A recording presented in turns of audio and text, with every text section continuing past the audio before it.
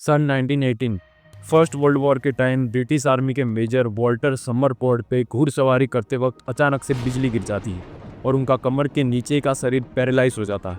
चौंका देने वाली बात यह है कि उस बिजली से वॉल्टर के आसपास के सैनिकों पर कोई असर नहीं हुआ, सब सुरक्षित थे।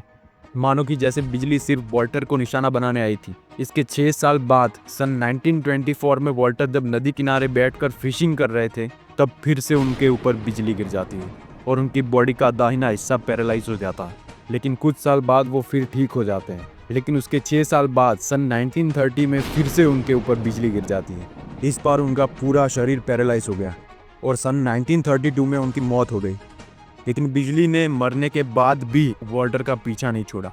4 साल बाद वॉल्टर को जहाँ दफनाया गया था उस कब्र पर भी बिजली गिर जाती है और उनकी कब्र भी क्रैश हो गई।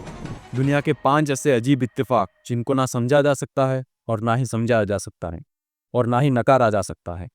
कुदरत के ऐसे करिश्मे जिनको आज भी विज्ञान समझ नहीं पाया, जिसको जानकर आप भी हैरान हो जाओगे। तो चलिए शुरू करते हैं। नंबर 2, सूरज चंद्रमा से 400 टाइम्स बड़ा है। वही पृथ्वी और सूरज के बीच का जो डिस्टेंस है वो पृथ्वी और मून के डिस्टेंस से 400 टाइम्स ज़्यादा है।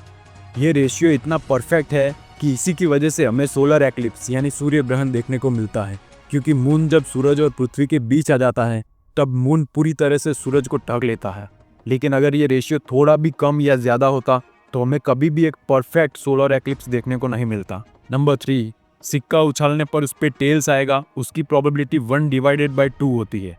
वैसे ही अगर आप यूएस में रहते हो तो आपकी पूरी ज़िंदगी में आप पर एक भी बार बिजली गिरेगी, उसकी प्रोबेबिलिटी 1/15,300 होती है, यानी 15,300 में से सिर्फ एक बार, जो कि बस इत्तेफाक से ही हो सकता है।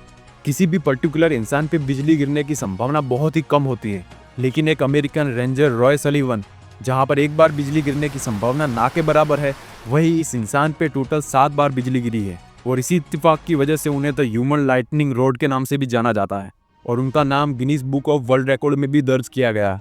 और इतनी बार बिजली गिरने के बाद भी वो बच गए और उनकी डेथ एक सुसाइड थी।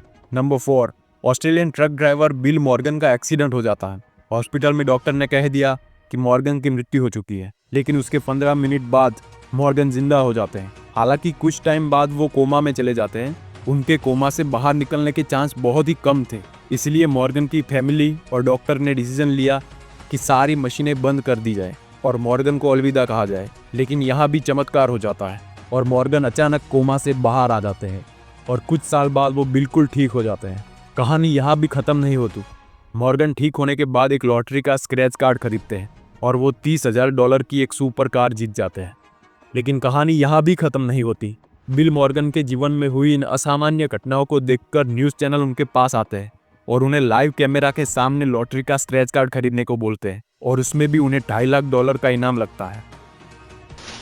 So they tell him to buy another lottery ticket and scratch it off.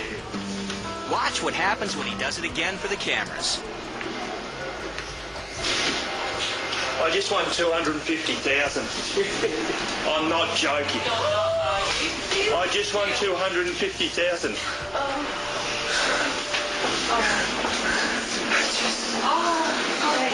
Please don't kill me.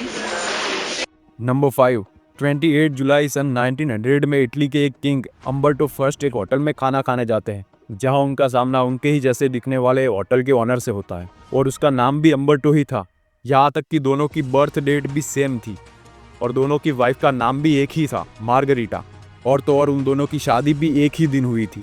King Umberto की जिस दिन ताजपोशी की गई थी उसी दिन उनके जैसे दिखने वाले होटल के ओनर ने अपने होटल का ओपनिंग किया था।